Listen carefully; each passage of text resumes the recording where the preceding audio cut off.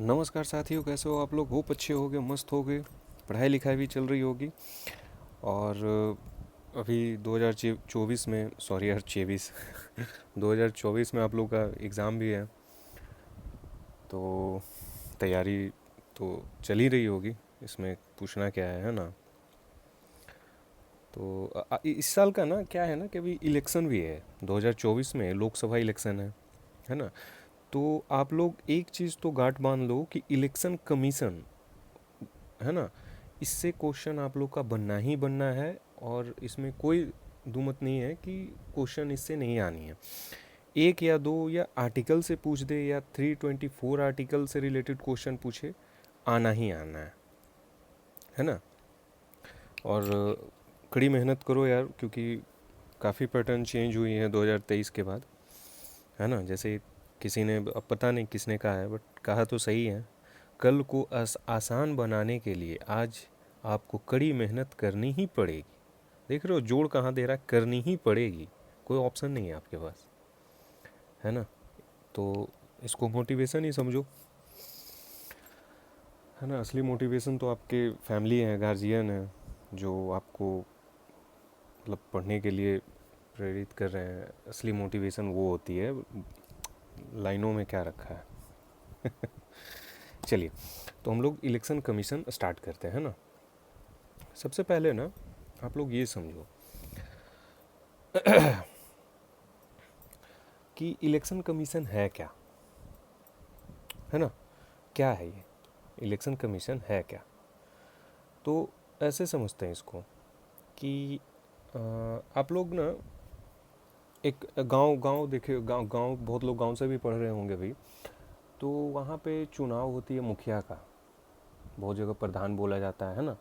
और मुखिया का चुनाव होती है, बिहार में जैसे मुखिया बोला जाता है, वार्ड सदस्य हो गए। तो जब वहाँ पे इलेक्शन होती है ना, एक डेट घोषित किया जाता है, समझ रहे हो। तो ऐसा समझो कि ऐसा बताओ कि कौन, जैसे मुखिया उखिया का जो इलेक्शन होता है गांव में पंचायत लेवल पे, तो वो किसके कौन करवाता है ये, मतलब कौन इलेक्शन कंडक्ट करवाता है?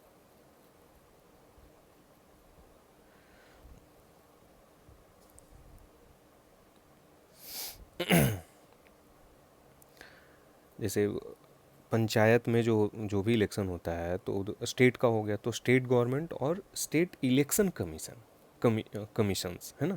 जैसे ये इलेक्शन कमीशंस हैं, अब इसके अंदर आते हैं स्टेट इलेक्शन कमीशन, है ना। तो वैसे ही जैसे इलेक्शन कमीशन का जो काम होता है ना, ये ऑर्गेनाइज करना होता है।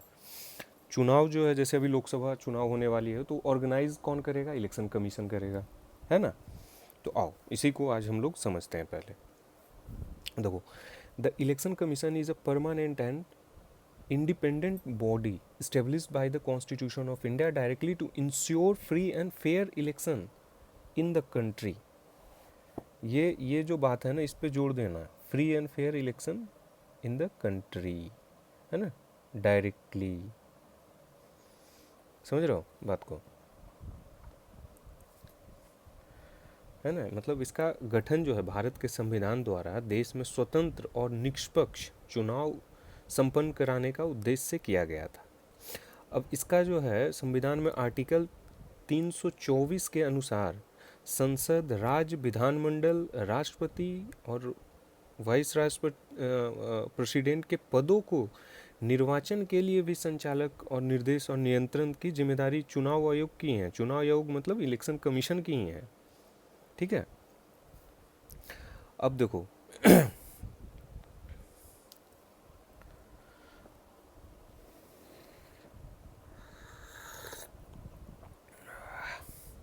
अब इलेक्शन कमीशन, देखो, election commission is an all India body in the sense that it is common to both the central government and the state government. मतलब अखिल भारतीय संस्था है, क्योंकि यह केंद्र और राज्य सरकारों दोनों के लिए समान है, इक्वल है ये, ठीक है।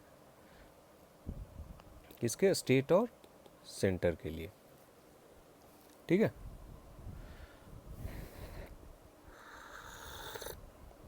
अब आ जाओ हम लोग समझते हैं आर्टिकल 324 को। देखो इसको पहला से ऐसे समझो। The election commission shall consist of the chief election commissioner and such number of the other election commissioner if any as the president may from time to time fix। मतलब निर्वाचन आयोग मुख्य निर्वाचन आयुक्त और अन्य आयुक्तों से मिलकर बना होता है। मुख्य निर्वाचन आयुक्त और अन्य निर्वाचन आयुक्तों की नियुक्ति राष्ट्रपति द्वारा की जाती है। जब कोई अन्य निर्वाचन आयुक्त इस प्रकार नियुक्त किया जाता है तब मुख्य निर्वाचन आयुक्त निर्वाचन आयोग के माध्यम के रूप में काम करेगा। समझ रहे हो? समझ रहे हो इस चीज को? राष्ट्रपति हो गया, निर्वाचन आयोग हो गया, मतलब इलेक्शन कमीशन की जो सलाह है आयुक्तों की नियुक्ति कर सकता है जिसे वह निर्वाचन आयोग की सहायता के लिए आवश्यक समझे। मस्ट है एकदम। निर्वाचन आयुक्तों व प्रादेशिक आयुक्तों की सेवा की शर्तों व पदावधि राष्ट्रपति द्वारा निर्धारित की जाएगी, है ना। The condition of service and tenure of office of the election commissioner and the regional commissioner shall be determined by the president, है ना।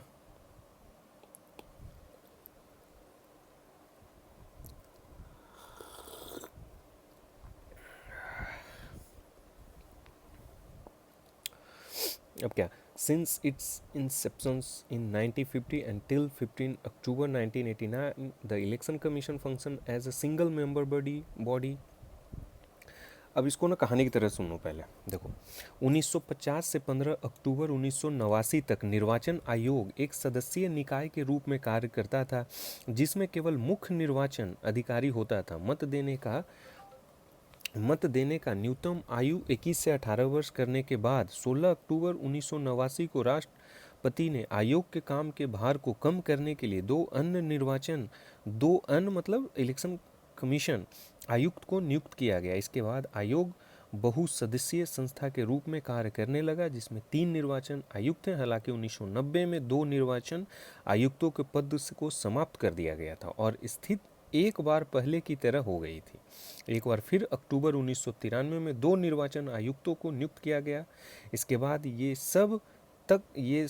अब तक आयोग बहुसदस्यीय संस्था के तौर पर काम कर रहा है जिसमें 3 निर्वाचन आयुक्त हैं।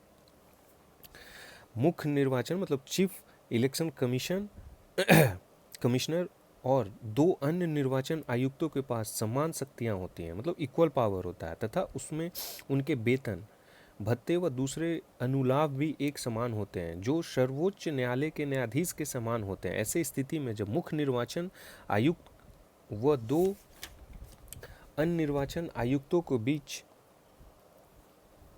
है ना, 2 अदर इलेक्शन कमिश्नर के बीच विचार में मतभेद होता है तो आयोग बहुमत के आधार पर निर्णय लेता है। ठीक है, मेजोरिटी के आधार पर। इनका कार्यकाल 6 वर्ष मतलब 6 ईयर या 65 ईयर की आयु तक जो पहले तय हो जाएगा तक होता है। ठीक है, समाप्त हो जाएगी। वो किसी भी समय त्यागपत्र दे सकते हैं या उन्हें कार्यकाल समाप्त होने से पूर्व भी हटाया जा सकता है। समझ गए? अब इंडिपेंडेंस मतलब समझो। Article 324 of the Constitution has made the following provision to safeguard and ensure the independent and impartial functioning of the Election Commission। देखो, मुख्य निर्वाचन आयुक्त को अपनी निर्धारित पदावधि में काम करने की सुरक्षा है। मुख्य निर्वाचन आयुक्त को उसके पद से उसी रीति से वह उन्हीं आधारों पर ही हटाया जा सकता है जिस रीति व आधारों पर उच्चतम न्यायालय के न्यायाधीशों को हटाया जाता है, अन्यथा नहीं। दूसरे शब्दों में उन्हें दुर्व्यवहार या असमझता के आधार पर संसद के दोनों सदस्यों द्वारा विशेष बहुमत संकल्प पारित करने के बाद राष्ट्रपति द्वारा हटाया जा सकता है। अतः वह राष्ट्रपति के प्रसाद पर्यंत पद पर नहीं होते हैं, हालांकि उन्हें राष्ट्रपति ही नियुक्त करते हैं। समझ रहे हो उसको?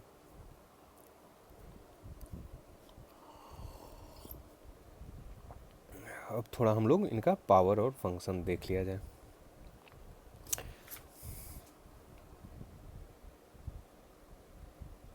हाँ, एक चीज़ और, निर्वाचन आयोग जो है स्वतंत्र और निष्पक्ष काम करने के लिए भी संविधान के तहत दिशा निर्देश दिए गए हैं, लेकिन इनमें कुछ दोष भी हैं, मतलब कुछ,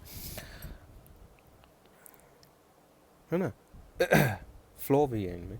तो जैसे देखो, संविधान में निर्वाचन आयोग के सदस्यों को अर्हता विधिक, शैक्षणिक, प्रशासनिक या न्यायिक संविधान में निर्धारित नहीं की गई है। संविधान में इस बात का उल्लेख नहीं किया गया, याद रखना, संविधान में इस बात का कोई जिक्र नहीं है, नॉट स्पेसिफाइड इन टर्म, है ना, उल्लेख नहीं किया गया है कि निर्वाचन आयोग के सदस्यों का पदावधि कितनी है। संविधान में सेवानिवृत्ति के बाद निर्वाचन आयुक्तों को सरकार द्वारा अन्य दूसरी नियुक्तियों पर रोक नहीं लगाई गई है। समझ गया? अब जैसे इनके पास पावर एंड फंक्शन में क्या है, एडमिनिस्ट्रेटिव पावर है, एडवाइजरी पावर है, क्वासी जुडिशियल पावर है, मतलब अर्ध न्यायिक भी है। अच्छा, इसको विस्तार में समझते हैं।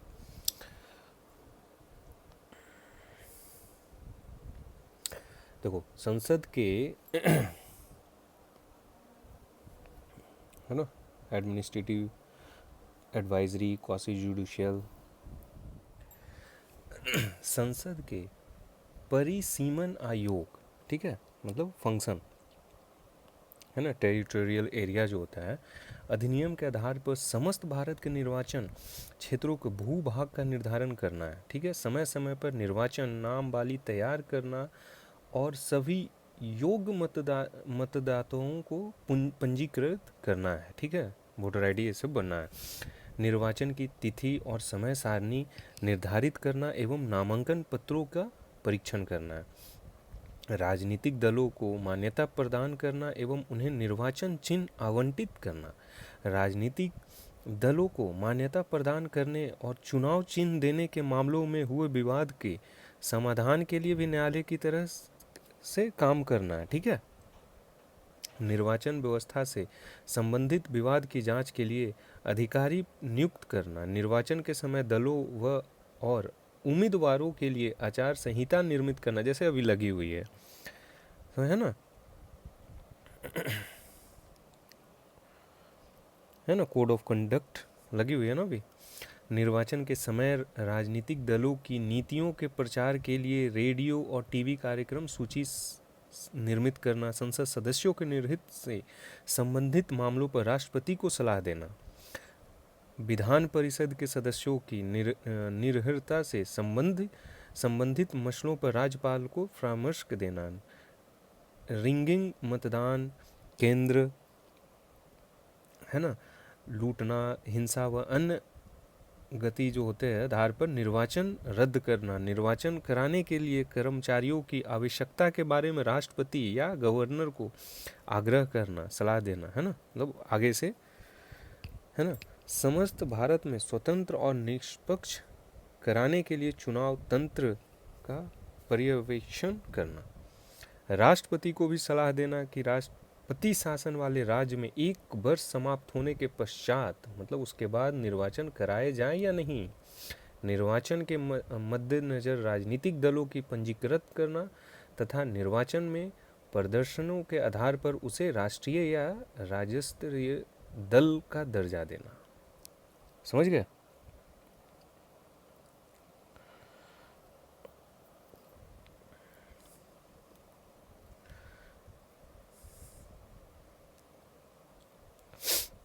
देखो, राज्य स्तर पर, मतलब स्टेट लेवल पे, राज्य निर्वाचन आयोग, मतलब स्टेट इलेक्शन कमीशन, है ना, स्टेट लेवल पे स्टेट इलेक्शन कमीशन की सहायता मुख्य निर्वाचन अधिकारी करते हैं, जिनकी नियुक्ति मुख्य निर्वाचन आयुक्त राज्य सरकारों की सलाह पर करता है। इसके नीचे जिला स्तर पर कलेक्टर, मतलब डीएम, जिला निर्वाचन अधिकारी होता है। वह जिले में प्रत्येक निर्वाचन क्षेत्र के लिए निर्वाचन अधिकारी व प्रत्येक मतदान केंद्र के लिए पीठासीन अधिकारी नियुक्त करता है। समझ गए?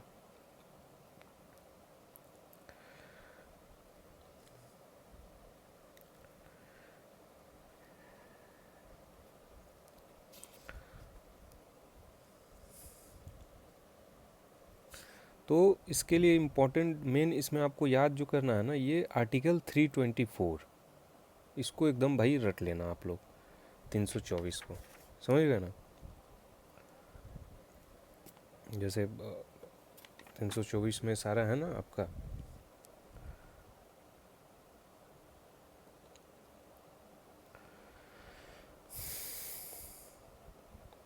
ठीक है।